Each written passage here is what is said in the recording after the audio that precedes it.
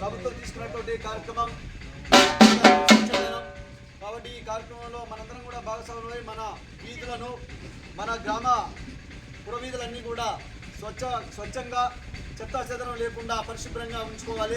Seasonal వ్యాధులు వచ్చే అవకాశం ఉంటుంది. వర్షాకాలం వచ్చింది కాబట్టి ఎక్కడ పడితే అక్కడ నీరు నిల్వ ఉండడం మూలంగా చెత్తా చెదరంగా ఉంటే విపరీతంగా దోమలు పుట్టి పెరిగి మన మీద దాడి చేసి మరి దోమకాటు వల్ల మన ప్రాణాలు కూడా పోయే పరిస్థితి ఉంటుంది. కాబట్టి మనందరం కూడా పరిశుభ్రతను పాటించి ఆదర్శ గ్రామంగా మన గ్రామాన్ని మన తండాను ఉంచుకుందామని తెలియజేస్తూ దోమలు చిన్నయి